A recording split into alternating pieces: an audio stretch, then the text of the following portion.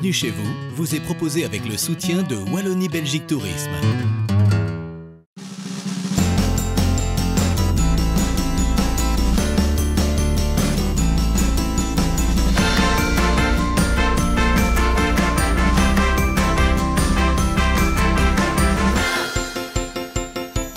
Bonjour à tous, je suis ravie de vous retrouver pour cette nouvelle saison de Bienvenue chez vous.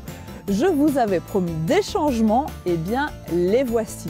Nous allons désormais nous retrouver 2 fois par mois. En effet, l'émission est programmée les 1er et 3e dimanches de chaque mois. Et comme ça va nous faire beaucoup d'escapades, nous serons désormais 3 à vous emmener en balade. Dans les prochaines semaines, vous ferez connaissance avec Fiorine et Frédéric. Alors pour ce premier numéro, je suis à Stavelot, dans l'abbaye de Stavelot, mais nous irons aussi à Spa. À Stavelot, tout d'abord, nous irons ensemble visiter la vieille ville et nous ferons un arrêt bien sûr à l'abbaye. C'est un peu le clou du spectacle de toute visite de Stavelot. Après cela, nous ferons quelques kilomètres vers le nord pour aller à Spa, et plus précisément au domaine de Berinzen. Je vous ferai découvrir ce magnifique site naturel, quelques célèbres sources et puis le musée de la forêt et des eaux. Après tout cela, je vous proposerai un bon plan nature. Voilà donc le programme, il est chargé, alors on y va. On commence cette émission ardennaise par celle qui est à l'origine de la ville de Stavelot, l'abbaye. Et pour nous guider, on retrouve son enthousiaste directeur. Virgile, on est dans les ruines de l'ancienne église ici à Stavelot. On retrouve une construction à cet endroit à partir de quel moment? 7e siècle, c'est l'église primaire et c'est vrai que c'est une des fondations les plus anciennes de Belgique. 7e siècle, fondée par Remacle. Et ce site que vous voyez est classé au patrimoine exceptionnel de Wallonie. C'est vous dire si nous sommes fiers de ce site archéologique parce qu'il retrace toutes les églises jusqu'au 18e siècle. Derrière nous, nous avons encore un reste de cette église. C'est un tiers de la hauteur, 33 mètres. En fait, la hauteur totale de l'église abbatiale était de 99 mètres. C'est vous dire le paquebot, le vaisseau que cela pouvait représenter, et de 100 mètres de longueur. C'est quasiment Notre-Dame de Paris qui était ici. Et le bâtiment qui se trouve derrière nous, alors il date de quelle époque dans cette histoire mouvementée? C'est 17e, 18e siècle. La partie la plus ancienne, elle se trouve dans la cour d'honneur, et c'est l'Arvaux, et c'est du 15e siècle. Et donc ça nous permet quand même de remonter l'histoire et d'expliquer ça dans le musée historique de la principauté de Stavelot-Malmedy. Nous remontons le temps. Alors vous faites les transitions à ma place parce que c'est là que nous allons. Le musée historique de la principauté de Stavelot-Malmedy est installé dans le cloître. Il couvre donc plus de 1000 ans d'histoire. Pas de panique, pour s'y retrouver dans ce millénaire, il existe un code couleur très facile d'accès. Dans cette longue histoire, un siècle se détache, le 12e, celui de l'âge d'or de Stavelot. L'abbaye, dirigée par l'abbé Wibald, rayonne alors sur toute l'Europe. Et elle rayonne sur l'Europe avant la lettre, sur le point de vue économique, ecclésiastique, spirituel, mais également sur le point de vue intellectuel. Et donc ça permet à l'abbaye de Stavelot de générer énormément d'argent et de créer le fameux trésor de l'abbaye de Stavelot. Alors cet âge d'or, vous lui avez consacré un espace et c'est ça qu'on va aller visiter ensemble? Alors qu'est-ce qu'on trouve dans cet espace? Alors cet espace est incroyable parce qu'en fait il constitue la bibliothèque de Stavelot. Et cette bibliothèque est très riche. C'est un collectionnaire, c'est un lectionnaire, c'est une Bible. Par exemple la Bible de Stavelot qui elle se trouve au British Museum à Londres. Donc elle est sous vitrine. Mais ici, d'une manière virtuelle, en fait, on peut la toucher, on peut la feuilleter. Pourquoi est-ce que la Bible de Stavelot est à Londres et pourquoi est-ce qu'elle n'est pas ici? Parce qu'en fait, en 1794, les révolutionnaires français sont arrivés et les derniers moines bénédictins de l'abbaye de Stavelot sont partis avec leur trésor. Et ce trésor se retrouve dans tous les musées du monde, sauf à l'abbaye de Stavelot.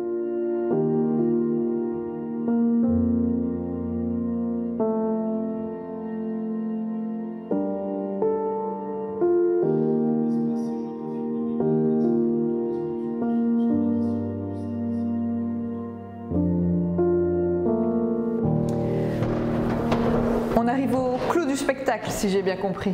Tout à fait. En fait, tout l'espace Wibald est parti sur une découverte incroyable de la sépulture du prince abbé Wibald.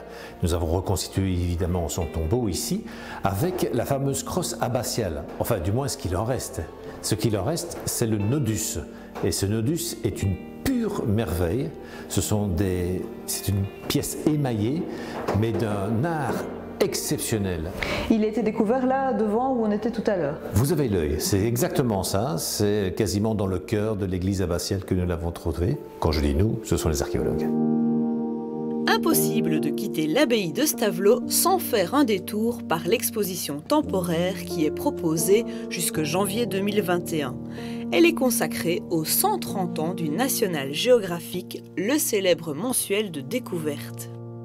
Le National Geographic a été créé en 1888 par 33 scientifiques, explorateurs, aventuriers. Et c'est en quelque sorte les témoins toujours actuels de notre planète, mais même au-delà. Et donc on voit la faune, la flore, plus loin, plus haut. Il y a des choses comme des mondes perdus, il y a des photographes iconiques, il y a les croisières, comme la croisière jaune, qui fait une épopée extraordinaire, des mondes disparus. Donc c'est vous dire qu'on peut voyager, pour pas cher, pour une exposition qui vient pour la première fois en Belgique. L'exposition parlera aux enfants comme à leurs grands-parents. Les plus jeunes pourront rêver devant les photos d'animaux, tandis que les plus âgés se souviendront de grands moments de notre histoire. J'avais 7 ans lorsqu'on a marché sur la Lune, le 21 juillet 1969, j'étais à la campagne, j'étais chez le voisin qui était un fermier, il avait la télévision en noir et blanc, et je trouvais ça incroyable de regarder au-dessus de notre planète, de notre environnement. J'étais un enfant, donc je rêvais. Le National Geographic montre notre environnement, bien sûr, ce que nous avons sur notre belle petite planète bleue qui se malheureusement détériore, ce qui se passe au-delà. Et donc, ils sont dans l'aventure, dans l'exploration, et moi, je trouve ça palpitant. L'abbaye de Stavelot a pris pour bonne habitude de proposer une grande expo par an. Après Andy Warhol, Henri Cartier-Bresson ou encore Robert Doisneau, cette année 2020 est donc consacrée à des photographies qui évoquent notre planète et notre histoire. Alors, je dois bien l'avouer, ma photographie préférée, c'est celle de Steve McCurry, qui a fait de cet Afghan, 13 ans, une icône mondiale, mondialement connue. Elle a une sorte d'insouciance, mais de torpeur, des yeux fantastiques. Le nombre de visiteurs qui viennent chez nous, quand ils la voient, ils ont la chair de poule et ils se font vraiment photographier en arrière-plan avec ce portrait culte, on peut le dire comme ça. Évidemment, les photos du National Geographic appellent à la rêverie, au voyage, mais elles doivent aussi nous pousser à la réflexion. Pour nous y aider, l'abbaye de Stavelot organise en marge de l'expo un cycle de conférences. Pour toutes les dates, rendez-vous sur le site de l'abbaye. Allez, il est temps de prendre un peu l'air et de visiter la charmante petite ville de Stavelot, qui s'est développée autour de cette fameuse abbaye. Et c'est Patrice qui nous accompagne sur les pavés stavelotins. Patrice, on arrive sur la grande place de Stavelot, la place Saint-Remacle, évidemment. Ouais. Quel est ce décor? On est dans quel siècle ici? Décor du XVIIIe siècle. 18e. Ouais. Stavelot a été incendié à la fin du XVIIe par les troupes de Louis XIV, et donc entièrement. Et il a fallu la reconstruire. Et donc le décor que nous avons ici, c'est un décor du XVIIIe siècle. C'est ça que c'est assez homogène au Oui, niveau de tout à fait. C'est une place très lumineuse, comme vous le voyez. On n'a pas ici de colombage comme on peut en trouver ailleurs. Essentiellement, c'est de la pierre et des couvertures d'ardoise. Et quel est cet étrange monument-là, en plein milieu? C'est la fontaine Perron. C'est la fontaine Perron. Elle n'est pas comme dans d'autres villes, à Liège par exemple, un symbole de la liberté ou des libertés. Elle est au contraire un symbole de l'Ancien Régime. Et on le voit parce que la colonne écrase des loups. Et les loups, c'est l'animal symbolique de la ville. Et en fait, c'est le symbole de la religion, de l'Église, qui écrase la sauvagerie. Nous arrivons arrivons à présent devant l'église paroissiale qui abrite une des seules pièces du trésor de Stavelot encore présente dans la ville, la châsse de Saint-Remacle. Alors Patrice, on n'ira pas plus loin, mais la voici, cette fameuse châsse de Saint-Remacle. Expliquez-nous. Donc c'est un coffre en métal précieux qui appartient donc à l'art mosant du XIIIe siècle et qui est réputé contenir les ossements, les reliques de Remacle, donc le moine fondateur de l'abbaye de Stavelot.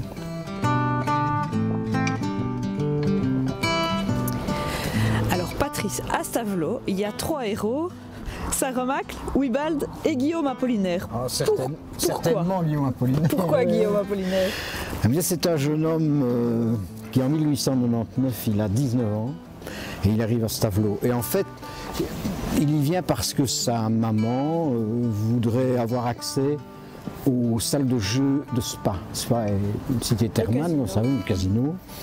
Mais elle ne veut pas être embarrassée par son fils et donc elle le dépose ici dans cet établissement qui s'appelait à l'époque la pension Constant, mais qu'on a rebaptisé Au Mal-Aimé, du nom d'un célèbre poème d'Apollinaire.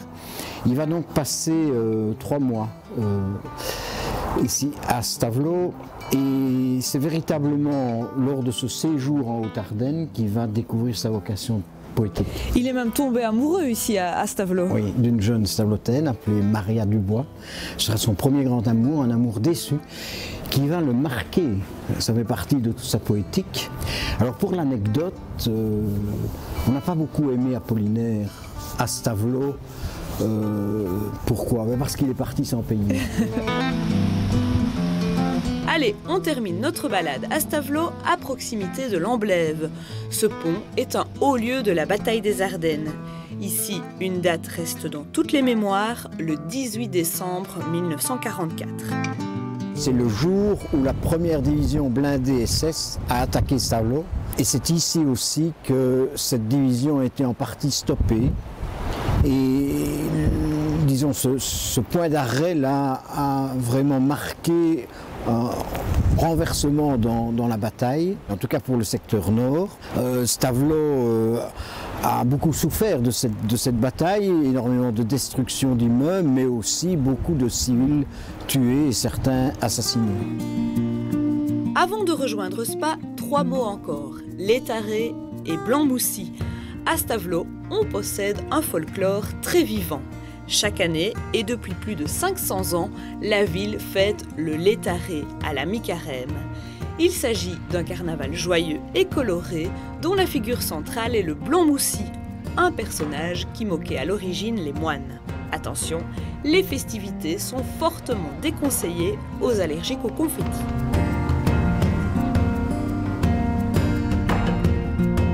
Changement de décor, nous sommes sur les hauteurs de Spa, au domaine de Bérinzen. Ici s'étend la fagne de Malchamps, un site naturel exceptionnel où nous emmène Gaëtan. Qu'est-ce qui caractérise la fagne? À quoi on la reconnaît? Bon, ce sont des plateaux à 500-600 mètres d'altitude qui sont donc les sommets des Ardennes. Ici, plus précisément, la fagne de Malchamps. C'est connu par les naturalistes. On s'approche de régions où vous allez voir un plateau fagnard avec de la moligny, des couleurs un peu fauves. Les arbres ne grimpent pas haut ici. Un bouleau fait une douzaine de mètres de haut parce que c'est une terre pauvre. Gaëtan, vous me disiez que c'était un endroit idéal pour des balades en famille, mais il faut quand même un petit peu d'équipement. Oui, alors par exemple, il vaut mieux, quand on vient ici, prendre toujours des chaussures de randonnée, voire même des bottes. Et ça arrive que des gens viennent des journées ensoleillées et ils sont en sandalettes et on n'imagine pas qu'il y a quand même des endroits qui peuvent être boueux. Par contre, gros avantage, si vous restez sur le plateau, la balade sera parfaitement plate. Les fagnes sont donc toutes indiquées pour les promenades en famille. Veillez à bien rester sur les sentiers ou sur les caillebotis, la végétation environnante est très fragile et ne résisterait pas à vos piétinements. On va arriver justement à une lithalse, c'est-à-dire ces genres de reliefs qui datent des dernières glaciations. Ça ressemble un peu à une sorte de lentille, comme un vaste cratère. Vous voyez que c'est un peu plus haut que le reste des fagnes. Et là, on découvre cette sphaigne qui est vraiment la végétation caractéristique qui peut une sorte c'est vert, hein, c'est la végétation plus verte, c'est ça, hein? Voilà, c'est la mousse qui dépasse là-bas, donc ça n'a pas de racines, ça peut contenir jusqu'à 15 fois son propre poids en eau. En pourrissant, ça devient, au-delà de centaines d'années, la tourbe. Et la tourbe, bon, c'est une sorte de combustible qui, il y a de cela des dizaines d'années, était encore utilisé comme dans les périodes hivernales par les fermiers. Les fagnes sont intimement liées à l'eau. Ici, il pleut en moyenne 1,5 fois de plus que dans le reste de la Belgique. Gaëtan reconnaît volontiers que ce n'est pas vraiment un bon argument touristique, pourtant cette particularité a rendu le nom de Spa célèbre dans le monde entier. Depuis des siècles, on vient prendre les eaux à Spa. Et pour nous faire découvrir cette folle histoire d'amour entre la ville et l'eau, j'ai rendez-vous avec la directrice de l'Office du tourisme, à côté d'une source bien sûr, celle de la Géronster. Isabelle, bonjour. Bonjour Céline. Première question, qu'est-ce que c'est que cet accoutrement? Eh bien, c'est le symbole du bien-être. On est dans une ville thermale, donc on porte le peignoir. C'est une philosophie de communication pour Spa, ce fameux peignoir. Tout à fait. C'est effectivement le point commun à l'ensemble des stations thermales européennes, peut-être même mondiales. Et donc, la ville de Spa a décidé de communiquer sur cet aspect accro du peignoir. Alors, au-delà du peignoir, on est à côté d'un des éléments majeurs ici à Spa. Les sources, il y en a combien comme ça autour de la ville? Alors, autour de la ville, il y a beaucoup de sources et fontaines, mais il y a 5 principales sources et fontaines qui sont des beaux monuments bien présentés où vous pouvez vous rendre gratuitement pour déguster les différentes eaux. C'est-à-dire qu'on peut boire l'eau qui coule ici? L'eau se boit partout à Spa. Évidemment. Et en plus de se boire, elle vous fait un bien fou. Est-ce que vous avez un conseil comme ça pour les familles qui veulent venir découvrir la région, se balader autour de Spa? Il y a tout un réseau de promenades balisées, évidemment, qui sont historiques, hein, puisque depuis toujours, on vient à Spa pour recouvrer la santé, et la santé passe au travers de promenades dans la nature. Mais la particularité de notre région, c'est effectivement le tour des fontaines. Donc les principales sources qui se trouvent alentour sont reliées les unes aux autres par une grande balade et vous permettent de découvrir les différents types d'eau. Donc c'est assez sympathique pour les familles et les enfants de déguster cette eau qui par ailleurs est embouteillée. C'est évidemment pas la même que vous trouvez ici à la fontaine, mais cette eau qui est embouteillée et que tout le monde connaît. Si vous n'aimez pas trop l'eau ferrugineuse, j'ai une autre solution pour vous maintenir en forme, le sport. Avec 6 communes voisines, Spa fait partie du réseau Extra Trail, un réseau de parcours balisés pour les trailers. Sur chaque commune, il y a 4 parcours différents qui ont été développés. Les parcours vont un peu sur le principe du ski, sont définis par des couleurs vertes pour des parcours légers aux alentours des 10 km. Les bleus qui sont des parcours un peu plus techniques déjà ou plus longs aux alentours des 20 km. On passe au rouge qui est entre 20 et 30. Et alors les noirs qui sont vraiment pour les trailers aguerris qui sont eux entre 30 et 40 km. Pour ne pas se perdre, rien de plus simple. Il suffit de suivre les flèches. Et si vous préférez la technologie, pas de souci. Au panneau s'ajoutent des outils numériques, un site internet et une page Facebook. Ce qui fait le succès aussi d'Extra Trail, c'est qu'on a bien entendu utilisé les technologies actuelles, c'est-à-dire les réseaux sociaux et Internet. Donc il y a un site Internet qui a été développé, sur lequel vous allez retrouver tous les parcours avec un descriptif texte simplement qui va vous dire où vous allez passer, quels sont les points d'intérêt de chaque parcours. Mais vous pourrez aussi télécharger une carte ou télécharger carrément un fichier GPX qui vous permettra à l'aide de votre smartphone de parcourir l'entièreté du parcours. Au total, il existe 660 km de parcours trail balisés. Toutes les boucles démarrent à l'Office du tourisme de la commune concernée. Eh bien, nous sommes rentrés bien au chaud. Nous sommes maintenant au musée de la forêt et des eaux, toujours sur le domaine de Bérinzen. Et nous sommes en compagnie d'Adrien. Bonjour. Bonjour. Qu'est-ce qu'on peut découvrir dans ce musée? Il y a toute une série de salles avec des thématiques propres. Ici, on se trouve dans la salle des forêts.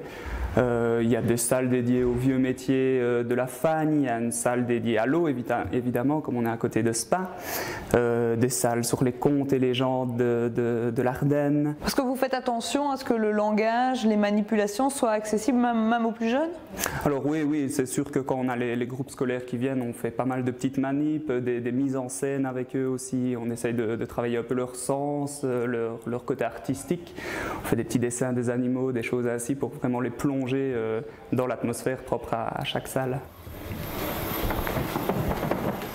Alors dans cette salle-ci, on a toute la biodiversité associée tout d'abord au milieu fagnard, vraiment les fagnes qu'on trouve sur les hauts plateaux de l'Ardenne, et desquels partent de nombreux ruisseaux et rivières qui s'écoulent ici le long à côté de nous, avec de nouveau une biodiversité associée à ces rivières, avec tous des oiseaux adaptés au milieu aquatique.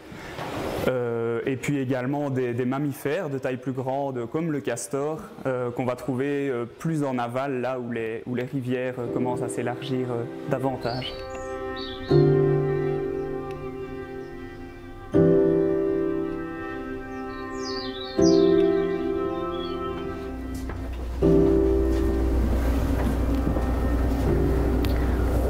On est plutôt dans la forêt ici. On est dans la forêt, en pleine forêt, et donc les lampes jouent un peu le rôle d'alternance jour-nuit pour montrer aux enfants quels sont les animaux qu'on est susceptible de voir à telle ou telle heure de la journée.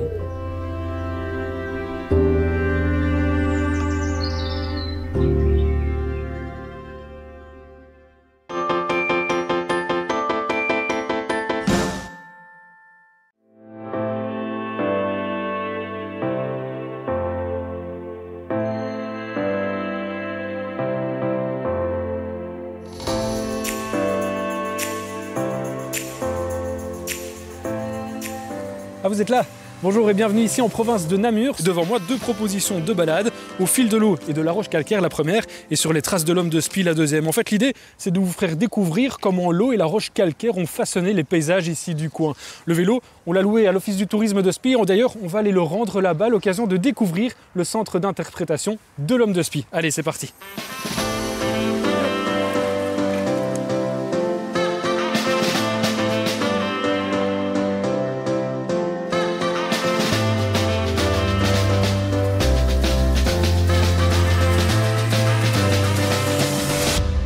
Bonjour Marie. Bonjour. Alors merci de nous recevoir ici au centre d'interprétation. Merci aussi pour la location des vélos parce que la région est tout simplement superbe. Mais ce qui nous intéresse, c'est ce qui s'est passé ici il y a 134 ans. Des découvertes quand même assez majeures, surtout pour le monde de l'archéologie. Oui, tout à fait. Donc on a découvert deux hommes de Néandertal dans la grotte de Spie, qui se trouve pas loin d'ici, à environ 1 kilomètre.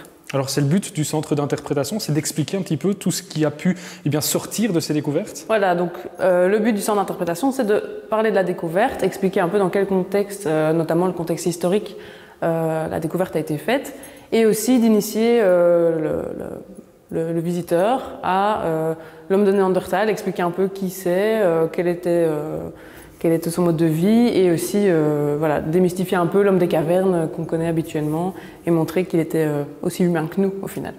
Est-ce qu'il y a une pièce ou un endroit que vous essayez de plus montrer, que vous aimez plus montrer, une sorte de coup de cœur quelque part ici? Notre homme de Spie, évidemment, Spirou, qui est la reconstitution hyper réaliste du deuxième homme de Spie qu'on a découvert dans la grotte, qui était le plus complet.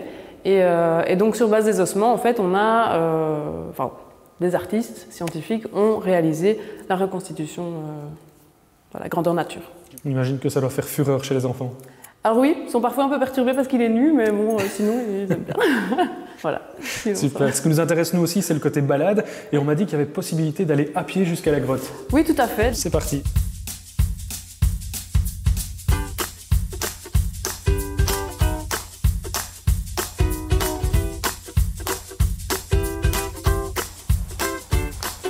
Bien voilà, nous y voilà, la grotte de l'Homme de Spie, un site classé. Pourquoi est-ce qu'on propose aux gens de venir ici découvrir ce site ? Parce que c'est un chouette complément à la visite du site, du centre d'interprétation, parce que ça permet de se mettre vraiment à la place d'un homme de Néandertal et d'imaginer comment il pouvait vivre. Donc voilà, dans la vie en grotte ou à l'entrée des grottes en tout cas, et de voir la vue aussi qu'il pouvait avoir. Et puis il faut aussi expliquer à nos téléspectateurs que cette grotte, elle n'a pas toujours ressemblé à ça, puisqu'il y a quelques années, c'était plutôt un site archéologique, quoi. Il y a eu de vraies fouilles ici. Voilà, donc tout à fait, au début des fouilles, donc dans les années, au 19e siècle en tout cas, la grotte était complètement remplie de terre, par l'accumulation de terre avec le temps, et donc les archéologues ont dû enlever cette terre et la fouiller, donc c'est une des premières fois en Belgique qu'on avait des fouilles vraiment méthodiques d'archéologie et des fouilles scientifiques. Et des vrais résultats aussi qui ont fait avancer la recherche. Et avec des résultats, puisque donc on a retrouvé 2 hommes de Néandertal, même si on n'a pas retrouvé que ça. Et donc voilà. Et puis alors maintenant, vous proposez à partir du mois d'avril des visites guidées pour expliquer tout ça aux personnes qui voudraient se rendre ici. Voilà, donc tous les deuxièmes dimanches du mois à partir d'avril, donc du 12 avril, on va proposer des visites guidées pour montrer la grotte, présenter son histoire, présenter un peu la région, la géologie du lieu, et voilà.